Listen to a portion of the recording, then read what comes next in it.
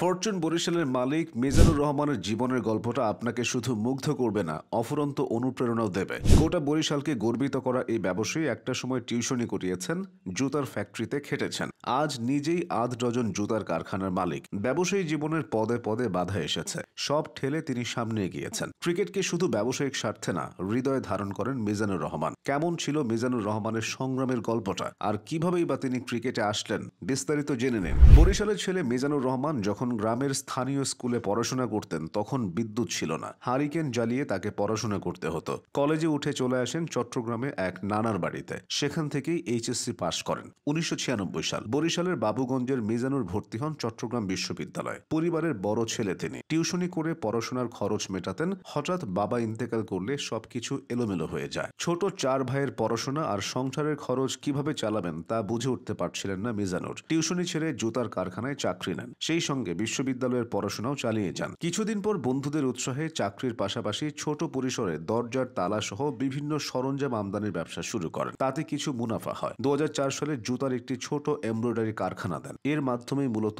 মিজানুর রহমানের উদ্যোক্তা জীবনের শুরু। কেটে গেল আরো কয়েক বছর। এবার মিজানুর বড় পরিসরে বিনিয়োগ করতে চাইলেন। 2012 সালে বরিশাল শহরে প্রতিষ্ঠা করলেন ফরচুন শুজ নামে রফতানিমুখী জুতার কারখানা। কিন্তু উৎপাদন শুরু করার জন্য কেউ টাকা দিচ্ছিল না। টাকার জন্য অনেক সরকারি বেসরকারি ব্যাংকের দ্বারে দ্বারে ঘুরেছেন তিনি। কাজের কাজ কিছুই হচ্ছিল না। সর্বশেষ ইসলামী ব্যাংকের একজন কর্মকর্তা তাকে চলতি মূলধনের ব্যবস্থা করে দেন। এরপর আর পেছনে ফিরে তাকাতে হয়নি। একে একে জুতার আরো 5টি কারখানা করেন। 6টি কারখানার 3টি বরিশালে, বাকি 3টি ঢাকার সাভার এবং আশুলিয়া আর গাজীপুরে। ফরচুনের কারখানাগুলোতে প্রতিদিন 22,500 জোড়া চামড়াবিহীন জুতা উৎপাদিত হয়। এই কাজে যুক্ত আছেন 7,500 শ্রমিক। আর ফরচুনের জুতা রফতানি হচ্ছে ইউরোপ, আমেরিকা সহ বিশ্বের বিভিন্ন দেশে। ফিলা, ডিজনি, ডিচম্যান, বন্ড স্ট্রিট, প্রাইমার্কের মতো ইউরোপ আমেরিকার খ্যাতনামা ব্র্যান্ডগুলোর জুতা তৈরি হচ্ছে ফরচুনের কারখানায়। স্থানীয় ও আন্তর্জাতিক বাজার মিলিয়ে প্রতিষ্ঠানটির বার্ষিক লেনদেনের পরিমাণ 800 কোটি টাকার উপরে। 2015 সালে প্রতিষ্ঠানটি দেশের শেয়ার বাজারেও তালিকাভুক্ত হয়। বর্তমানে মিজানুর রহমানের 5 ভাইয়ের 2 জন মেরিন ইঞ্জিনিয়ার,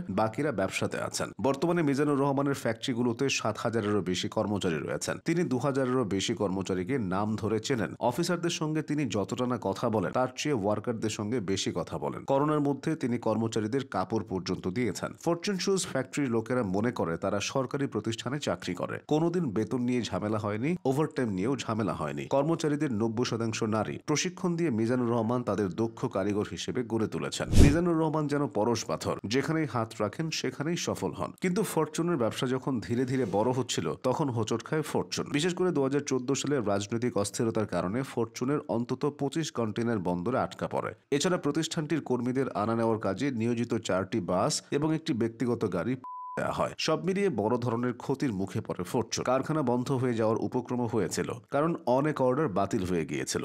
মিজানুর রহমান উঠে দাঁড়িয়েছেন। সারাক্ষণ ব্যবসায়িক কাজ নিয়ে ব্যস্ত থাকলেও ক্রিকেটের প্রতি ভালোবাসা রয়েছে মিজানুর রহমানের। যখন অবসর পান তখন ক্রিকেট খেলেন অথবা ক্রিকেট খেলা দেখেন। বিদেশে গেলে অবসর সময়ে পুরনো খেলা দেখে সময় কাটান। এই ভালোবাসা থেকেই ফরচুন বরিশাল ফ্র্যাঞ্চাইজির জন্ম। আর সেই জন্ম থেকেই পরপর 2বার চ্যাম্পিয়ন হওয়া। মিজানুর রহমান প্রমাণ করেছেন পরিশ্রম কখনো খালি হাতে ফেরায় না।